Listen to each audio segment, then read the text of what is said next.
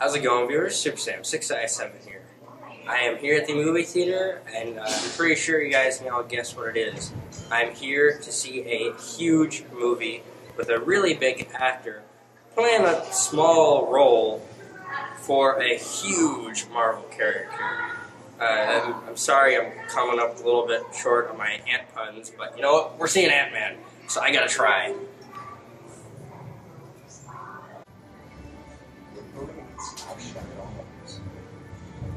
Alright, well, I just finished the movie, and I have a big review that I will get to after a short intermission.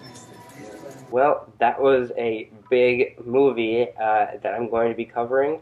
I've been waiting such a long time to do this, but before I actually get started with my review, I'm going to be splitting this into a non-spoiler and a spoiler. So if you want to have the non-spoilers, stay right here.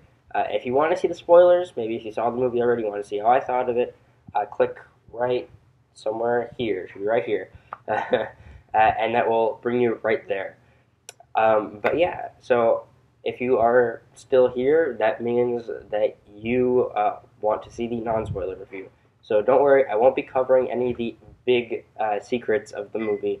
I'm not going to be covering anything that spoils anything from the movie, so it's going to be a spoiler-free review of it. But anyway, let's go. Let's get on with the review. So I had a lot of anticipation going into this, and I knew that to make this review good, I would really have to come up with a lot of puns. So I think I'm going to have a pun counter maybe right, I guess right here would work. Yeah, right here. It should be right there. So I'm going to be counting all the ant puns I do. I'm going to try to get it as high as I can. And I am sorry. But yeah, so it filled me with anticipation. And I thought that there were some characters that had tiny roles, but they ended up having big roles as the movie went along. And what I mean by that is, like, there are some more side characters, such as Scott's daughter, who I thought they weren't going to be as influential as they were, and they ended up actually having a very lasting effect, even after the movie. I guess they kind of just wrapped their way right into my head. Yeah, so once again, it's like the tiny roles that you have to really pay attention to, because there were a bunch of smaller roles in the movie, but a lot of them were really good. I actually really enjoyed that. And actually, speaking of really enjoyed, I have to say, Michael Peña's character in this was hilarious. He was just full of jokes. He had no small part. I thought he did, but you know, I don't think. Afterwards, thinking back on the movie, I don't think he had a small part in the movie. Some people might think that he was small, but no, he was big at heart. And his jokes were just hilarious in this movie. And if you're one for comedy, I think you're really going to enjoy it. Another actor that I really loved in this movie, actually, well, I mean, I loved all the actors in this movie. It's a great cast, but Michael Douglas is great in this. He played Hank Pym, and in the comics, you don't really get to see a lot of like an old Hank Pym. You only really see that in like a time travel kind of event, which doesn't happen all the time.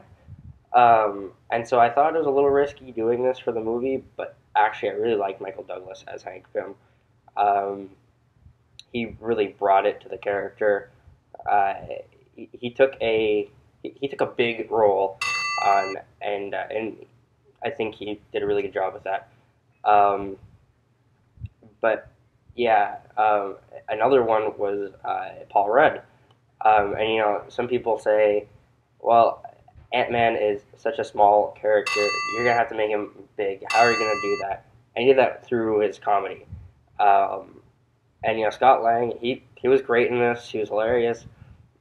And I have to say, I really liked Paul Rudd as Scott Lang. I think he was actually a really good Scott Lang.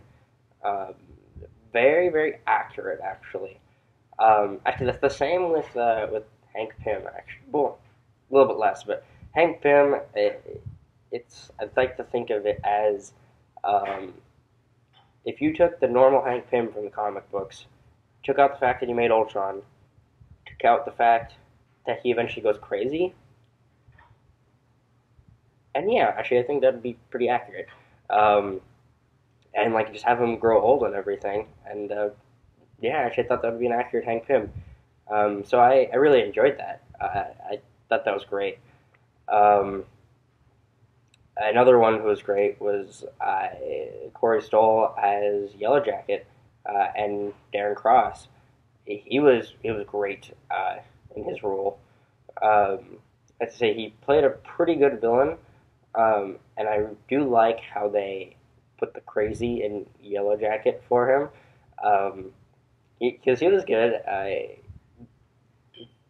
There were some fights and stuff like that where there were some things that I was hoping that they would change just for the small part of it. Just a little bit of a twist. They didn't do that, unfortunately. They left it with the big story, that they had. Um, but you know what I mean? I guess big surprises come in small packages. And it was great. I have to say, overall, it was a pretty good movie.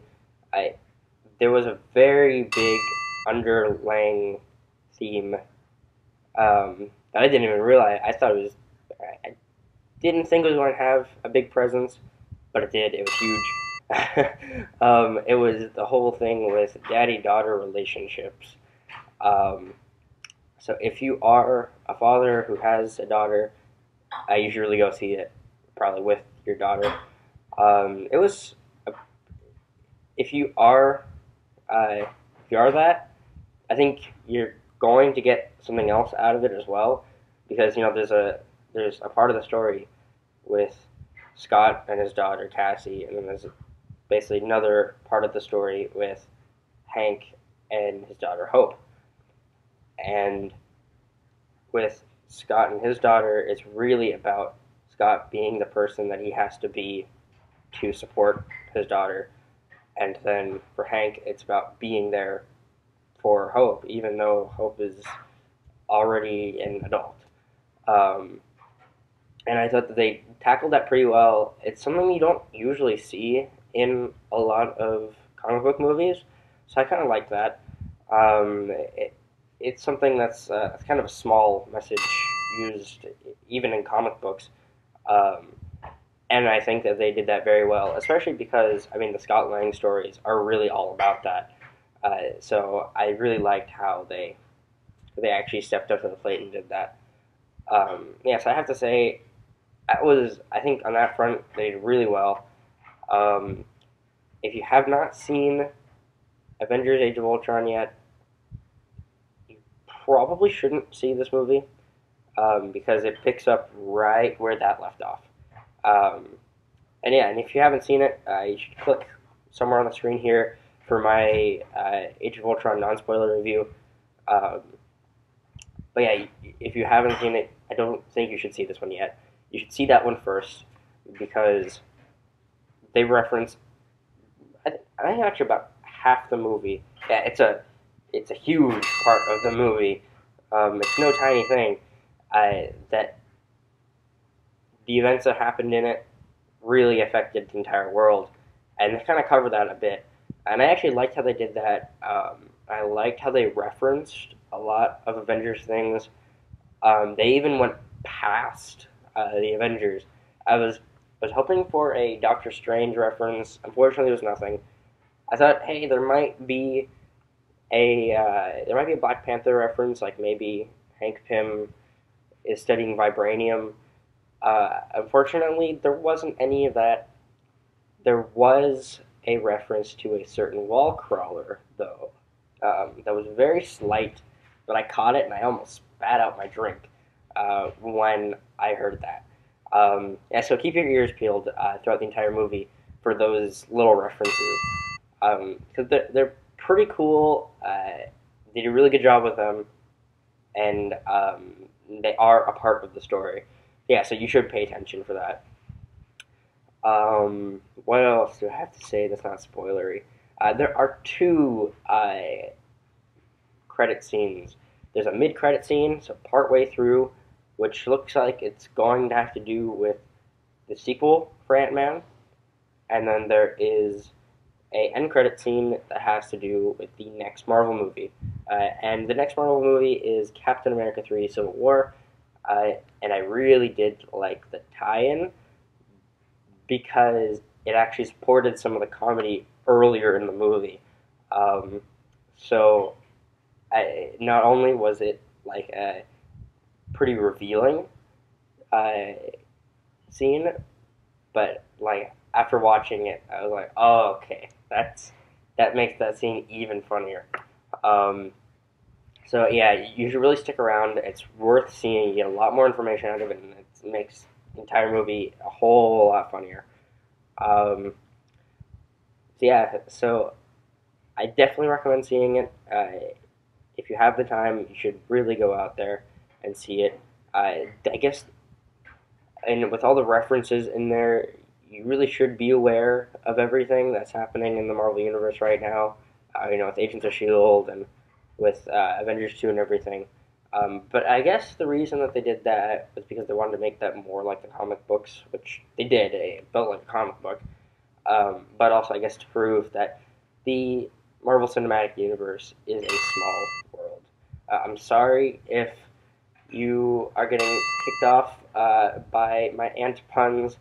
If you have a short temper, you might not like this. You might think I have a big ego, but trust me, I don't. I really just want to do a lot of ant puns for this video. And I think I did a good job. I have no idea what the counter is so far, but I hope it's high. And if you like this video, if you like all the ant puns, smack that like button because I worked hard on these. And I do hope that they don't bug all of you.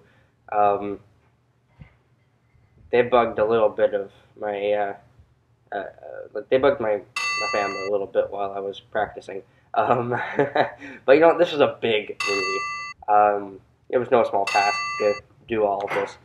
So I really do hope you enjoyed this video. Thank you for watching. If you liked it, feel free to leave a like. If you like me, feel free to subscribe.